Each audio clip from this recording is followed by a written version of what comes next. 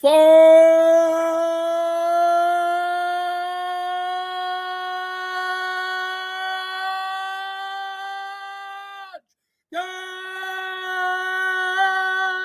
I am still a hard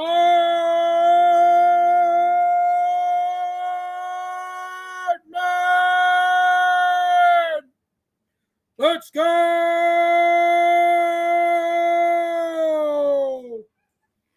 All right, I am Imperator Forge. Minds will be shattered. Hearts will be broken. Feelings will be hurt. People will spurg. Minds will be shattered in this street. Feelings will be hurt. Hearts will be broken. Minds will be shattered. Now let's get into it. All right, so I did some digging. I went ahead and I did some digging, and based upon the research that I found, I have good cause and reason to think that Benjamin Thorpe is a paid actor working for the FBI and for the feds, or he's been compromised by the feds. And I think that Dark Ninja and Soberman are paid actors. I think they're paid actors working for the feds, trying to basically inform the feds about what Ben Thorpe does. That's the entire purpose of what they're doing. They're paid actors that basically monitor for the Anglo-American establishment the stuff that Benjamin Thorpe does. Benjamin Thorpe has been compromised, and he's an intel asset. Dark Ninja and Soberman are disinfo paid actors. They're paid actors. It's complete nonsense. It's fake. But I will explain for sure that this shit is completely set up. Yeah, dude, like, are you another fucking troll pretending to be some fucking idiot from the sectard?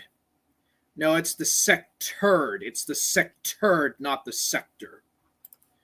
But anyways, I have very good reason to say that Godwinson, the Thorpes are all paid actors, and they're all working in conjunction. Believe it or not,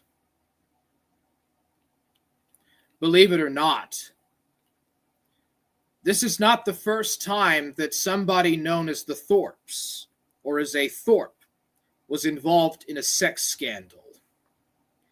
In the United Kingdom in the 1970s, there was a Thorpe who was an MP to Parliament who was involved in a pedophile ring.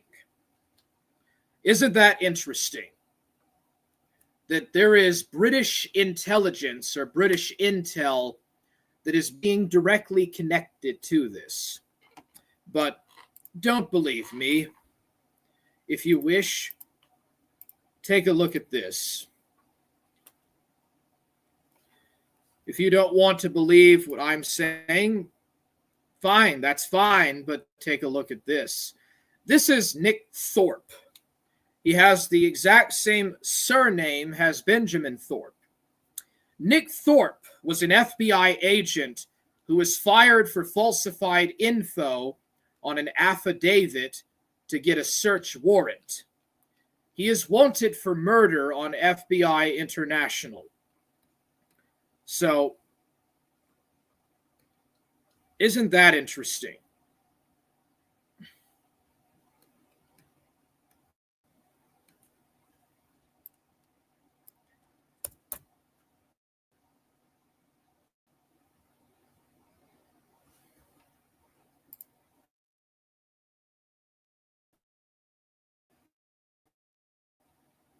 Okay, never mind that. That's just a television series.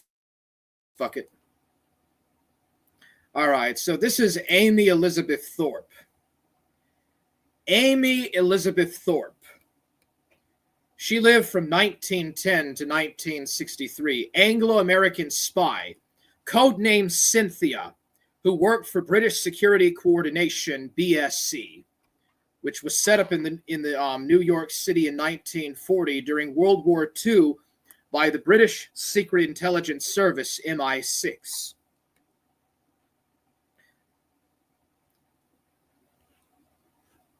Elizabeth Thomas wrote anti-Nazi articles for local newspapers, probably at the instigation of embassy intelligence officers.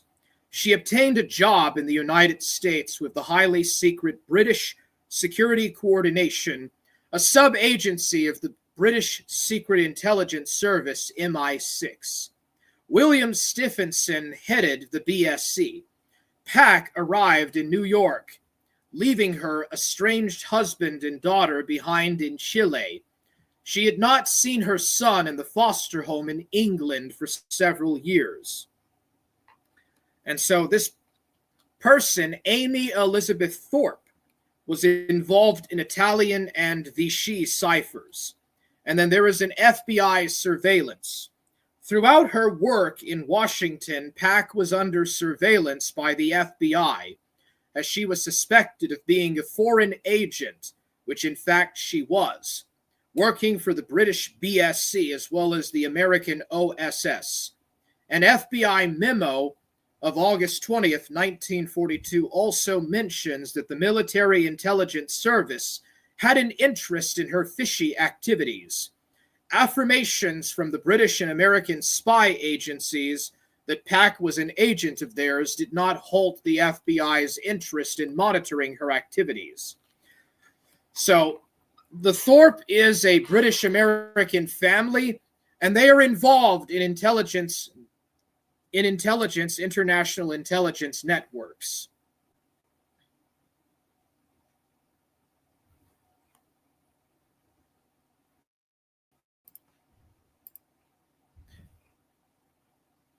But that's not all.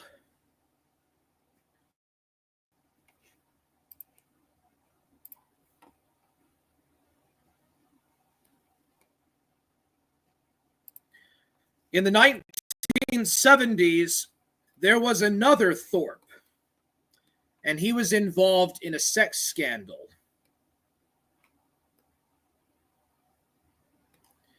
At the height of the controversy, Jeremy Thorpe and the conspiracy of silence that grew around his apparent involvement in a plot to kill former lover Norman Scott began making a documentary film for BBC television.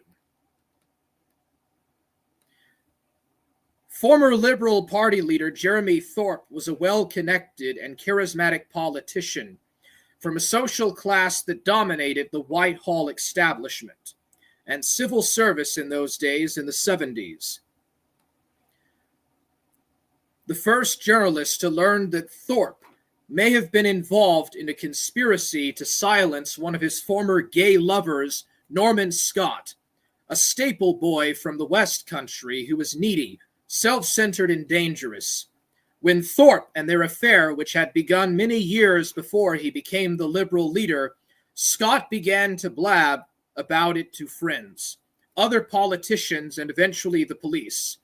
Initially, the allegations resulted merely in an internal Liberal Party inquiry, which exonerated Thorpe, although he had been forced to deny that he had a sexual relationship with Scott. So right here, it appears that the Thorpes have a very long history, quite a long history, with gay pedo rings, British American intel networks, and the like. But here you go. This is the kind of thing that these international intelligence agencies do. Ben Thorpe. So anyways, let's see here. Yeah, there are reports suggesting that the FBI might be involved due to allegations that Thorpe and his family possibly reported him to the FBI. However, specific details about the FBI's involvement are not clearly provided in the available context. But yeah, Ben Thorpe was arrested for having incest with his daughters. One of his sons also was in an incestuous relationship with the sisters as well. Grace Thorpe, I believe, was the one that actually came out and began talking to people about it, but I imagine other members of the Thorpe family have done it as well. But regardless, I think that Soberman and Dark Ninja are paid actors. I think that Godwinson is involved in intel. Rick Perry, who has had former involvement in some irregular Freemasonic stuff in the UK, has said allegedly that Dee Dee, Troll Cow, and Godwinson have connections to the Order of the Nine Angels. PPP's father was in the Canadian CSS. Yes, Ashton Park's uncle was in Canadian Services, or the Canadian Security Services. Somebody told me about that. And he might have connections to the Order of the Nine Angels. Troll Cow is in the Order of the Nine Angels. And there's no doubt that so is Godwinson, or at least he's involved in some kind of Freemasonic international intel. But regardless, yeah. I think that Soberman and Ninja are paid actors. Now, I purposefully avoided discussing or trying to talk about this possibility that they're involved in intelligence networks. And I did so with the purpose of waiting until I had enough adequate information to finally nail it in the coffin. So, think about this. Why does Dark Ninja not ever go to prison? Why is he not in trouble with the authorities for running an underage dating server? Why is Dark Ninja not in prison right now? Why is he not in jail? How come Dark Ninja has never been investigated, has never been deported? You know, why is he continuing to live life free from the law, supposedly, as he is now? I want to give you a proposition, or I want to deliver you a proposition, and you don't have to accept it. It is what it is. Why is it that Dark Ninja seemingly never gets into trouble for what he has done? Yes, there is the CPS report, but why is it that Dark Ninja has never gone to jail or prison for his underage dating server that he ran half a decade ago? And he is still in the process of chasing after underage minors on Discord. In fact, he was asking today if there is an underage minor in the Thorpe server at 7 a.m. Why is that? I propose that Dark Ninja Isaac Lee Flores is a paid agent. I think that he is a paid actor, and I think that he has been compromised by the FBI and is working and being used by the CIA and the NSA and tech corporations and tech conglomerates to monitor and observe what Ben Thorpe does, or what the Thorpes are doing. Benjamin Thorpe was under investigation by the FBI. And isn't it just interesting that there is a fictional television series, One Chicago and the FBI's, or just the FBI's. And there is a character on this fictional series called the FBI's. And on the FBI's wiki, there is a guy called Nick Thorpe, who is a former FBI agent or FBI agent. Now, this is not real. This is just a television series. But isn't it just bizarre that there is an entire intelligence series that has a Nick Thorpe for a FBI agent? And he does the exact same stuff that Benjamin Thorpe did. And isn't it just bizarre that there are other Thorpes that were involved in OSS and MI6 and other intel things, plus a gay homosexual pedophile lovers ring around Jeremy Thorpe, the Liberal MP in the 1970s in the UK. And then you have Benjamin Thorpe, who did incest. Now, isn't that just quite a ruse? But you're going to tell me that none of this is connected? None of it makes any sense? How could Dark Ninja be a paid actor? Well, then why is it he's never gotten in trouble for what he's done? Why has he seemingly been untouched by the authorities? It's because Dark Ninja is a paid actor, and Soberman, Jonathan, is a paid actor as well. In the case of Soberman, he's probably working for MI6.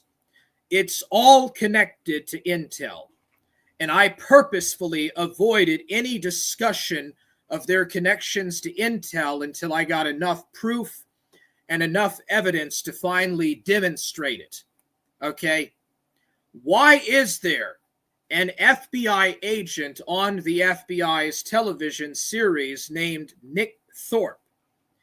And he is on the FBI wanted list. He's fired, of course, but he's wanted for murder in this television show, and he has the same surname as Ben Thorpe, who is also under investigation from the FBI, but in real life.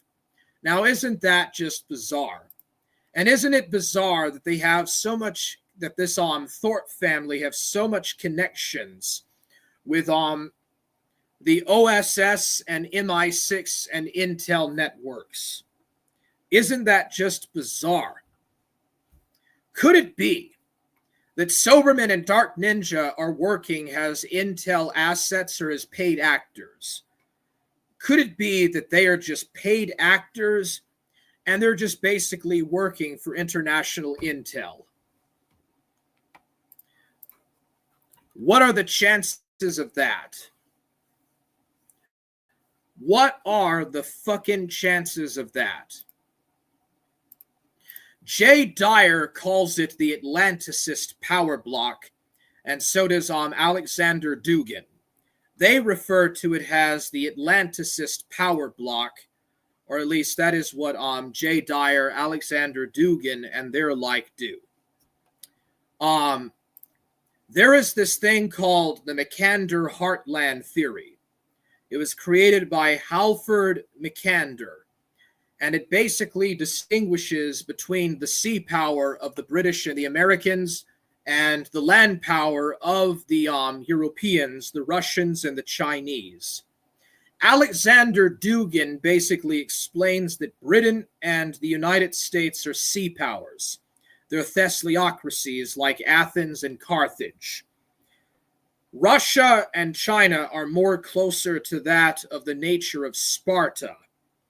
They are more closer to the autocracy or autocratic system of Sparta and Rome. And when you start to think about it, it does actually make sense. Francis E. Desk, Soberman, and Dark Ninja are all paid actors. That's all they are. And they're working for international intelligence. It makes complete and absolute sense. Makes absolute perfect sense. I don't see how that could be of any contention, because why hasn't Soberman not been reported to the authorities? Why has Soberman not been apprehended for his pedo posting? Why does he still have his Discord? You know, if he is constantly under 24/7 surveillance by his father, allegedly, and his aunt, wouldn't they know that he is constantly posting pedophile jokes? And why is Dark Ninja, 5 years after the Sweet Taste of Date Discord, why hasn't he not been apprehended by the authorities? You know, what is the deal about that? So this is The Anglo-American Establishment by Carol Quigley. Carol Quigley explores the influential network of elites in Britain and the United States. Quigley, a professor of history at Georgetown University, meticulously details the development, strategies, and impacts of this selective group. So the book begins with the Cecil Block, a powerful group led by Lord Salisbury, Robert Gascoigne Cecil, a dominant figure in British politics in the late 19th and early 20th centuries. This group included influential politicians, aristocrats, and businessmen who wielded considerable power within the British Empire. Cecil Block's members had significant influence over British foreign policy and imperial expansion. They were closely connected with key figures like Cecil Rhodes, whose vision of a global British Empire significantly shaped their actions and objectives. The secret society. Cecil Rhodes founded a secret society. Cecil Rhodes was a Malthusian and a Fabian socialist, by the way, in 1891 with the goal of promoting British imperialism and uniting the English-speaking world under British rule. Rhodes believed in the superiority of the British race and sought to extend its influence globally. The secret society aimed to establish a federal union of English-speaking nations, increase British control over global resources, and maintain British dominance in world affairs.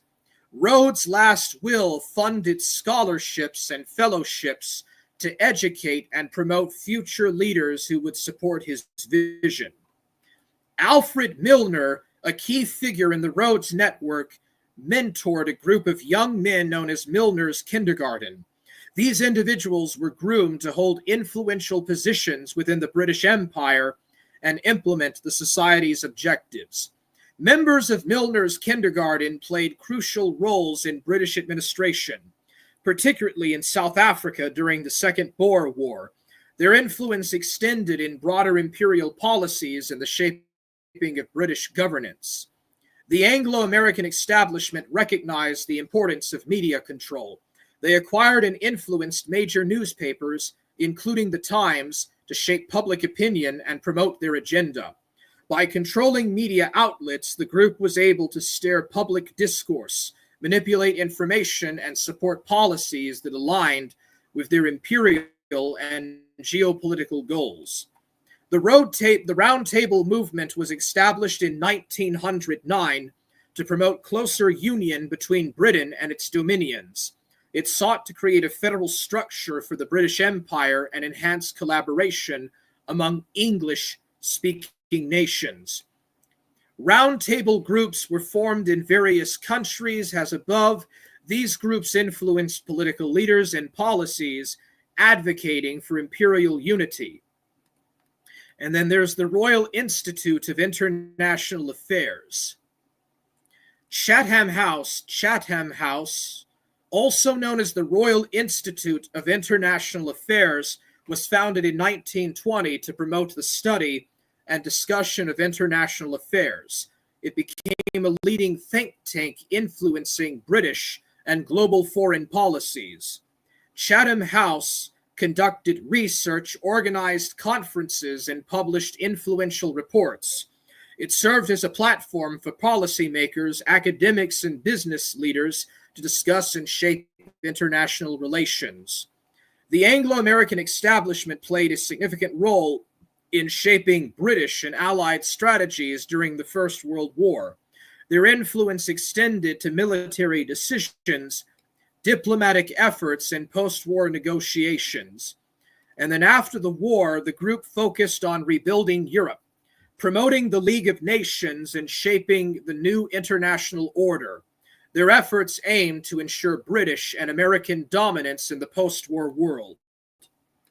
Transition from empire to Commonwealth. The transformation of the British Empire into the Commonwealth of Nations was a purposeful strategic move to maintain British influence while adapting to the changing global landscape. The Anglo-American establishment played a key role in the transition. The Commonwealth was designed to foster, so the Anglo-American establishment was deeply involved in managing British India's transition to self-governance. Basically, they were Malthusian and trying to starve the Indians. They were starving the Hindus. So this is really a good one. During the interwar period, the Milner Group and the Anglo-American establishment influenced British and American foreign policies, focusing on maintaining stability and preventing the rise of rival powers. In World War II, the group played a crucial role in shaping Allied strategies, securing American support for Britain, and planning for the post-war order. Their efforts were pivotal in the establishment of the United Nations and the Bretton Woods system. The Anglo-American establishment's legacy continued to shape global politics and economics in the post-war era. Their influence extended to the formation of NATO, the Marshall Plan, and the development of Cold War strategy. And the network's impact is still evident. Chatham House continued to play a significant role in shaping policy and discourse. So, yeah, and here's Jay Dyer, and he talks about this a bit. And there's also Connected, Cecil Rhodes. So it's all connected. Yeah, Dark Ninja and Soberman, I know that you're paid actors. I know that you guys are involved in British American intelligence and spy networks, and you're paid actors. And you can come out of the ruse. Like, I know that you guys are tied with some kind of a satanic pedophile ring, basically. You know, isn't it just bizarre? Isn't it just interesting that Dark Ninja is a literal pedophile, and he's doing the exact same shit that Jeremy Thorpe did in the 70s in the UK? And he's friends with all these weird fuckers, these weird fucking people. Like, he's connected with all these weirdos on the internet who also just pre-tell happen to be paid actors. Isn't it just kind of something that's just weird about the Thorpes? How they're connected with, like, Amy Elizabeth Thorpe, and how they're connected with OSS and these international intelligence networks. How Thorpe supposedly was under FBI investigation, but is probably just a Fed himself. He's a Fed informant. Yeah, isn't it just interesting that Ben Thorpe is a paid federal asset? Paid federal asset, paid federal agent. It's just so weird, isn't it, huh? Well, no, it's not weird, because Soberman and Dark Ninja are paid actors. And they're also child molesters. They make child jokes about child molestation. And even today, as of today at 7 a.m., Dark Ninja was caught looking at a minor, asking if there is a minor in the Thorpe server. The same server that talks about Ben Thorpe, who had sex with his 15-year-old daughter. And then Dark Ninja asking if a 15-year-old in Sweet Taste of Date wanted to see a picture of his dick. Yeah, isn't that just a coincidence? Yeah, dude. You guys are just paid actors. You're working for the Anglo-Dutch imperial establishment, the Judeo-Anglo-Dutch financial system that runs the world. You're in a server that has the same last name as Jeremy Thorpe, Amy Elizabeth Thorpe, who worked for OSS in World War II, worked for British intelligence to try to get the United States into World War II. And basically, yeah, America has been completely co-opted. The United States is completely run by British Freemasonry. I mean, what else do I need to say? And by the way, Godwinson has connections with the Order of the Nine Angels. So, anyways, we have King of the Sector saying the Dark Diddler BTFO again. You're just laughing at Ninja. Is that the real Godwinson or is that just a fake troll? Yeah, I don't think that's the actual Godwinson. Impressa has an emoji. Freeford says, yeah. The Ace of Gestures says, so real. Lame Wire Jesse, you were asked or inquired if you had CP on your computer, and you said that you might. What's the deal with that, Jesse? Do you have CP on your computer or not? You are also a paid actor. Freeford says, yeah. Also part of the Cecil block. Bring back Britain, bros. And Freeford says, yeah. So anyways, yeah, I think that Dark Ninja is either he has been forced by the FBI to be a intel asset, or he's just a paid actor. Same thing with Soberman, and the same with Shaggy and all these other people. I don't even really know that much about Lame Wire Jesse, but I think they're just a troon. But it's, just letting you know, that's about it. Thorpe!